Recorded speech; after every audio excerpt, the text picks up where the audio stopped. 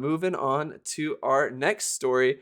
James Gunn says people tend to think that there's a master plan for Marvel, but the truth is, Marvel never asked me to do anything other than in the first Guardians, referring to Guardians of the Galaxy, of course, to put Thanos in there and come up with what the Infinity Stones were. Other than that, Marvel has never ever asked me to do anything, and the same thing has basically been true of DC.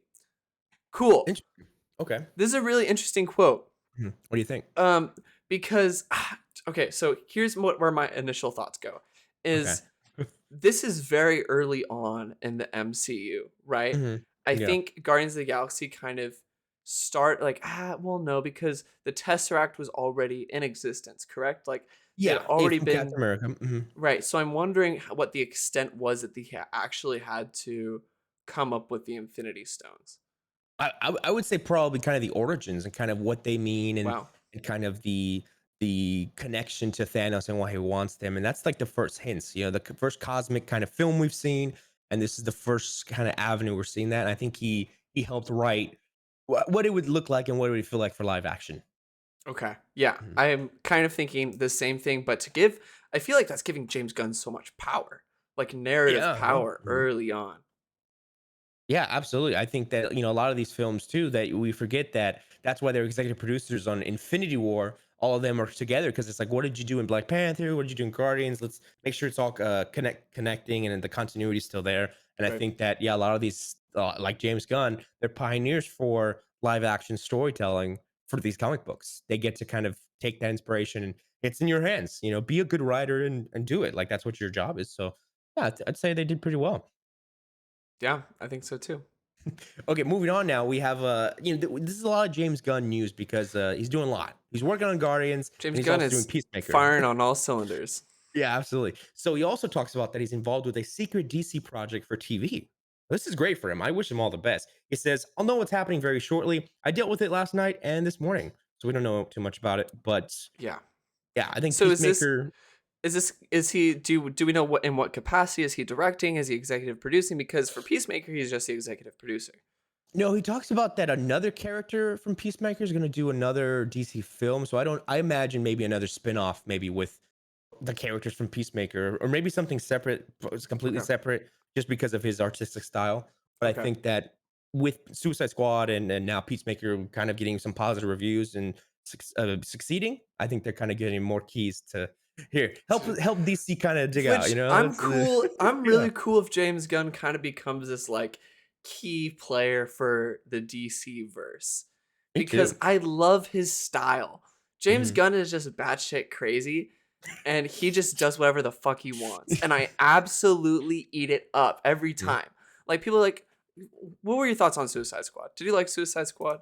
Yeah, I rewatched it just the other day to kind of, recap myself from give me a recap Hmm. from Peacemaker, and yeah, it was definitely it's out there, and it's funny because you can watch the actors kind of deliver their lines, and you just hear James Gunn speaking. Like he has such a like unique way on where how he delivers lines and how he makes characters develop, and you're just like this is like on its own, like it's only I love James it. that's doing this. I Yeah. love it. It's just that flavor really hits with me.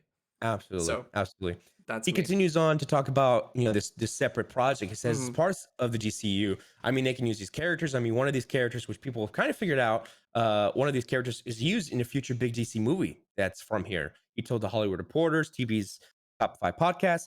So we were connected to all of this. Who knows what role these characters are going to play in the future? I mean, no one knew who the Guardians of the Galaxy were, and all of a sudden they're massive players. And of course, Infinity War, Endgame. Who knows what's going to happen with Peacemaker in 10 years, 5 years, or whatever, which Cool. pretty wild.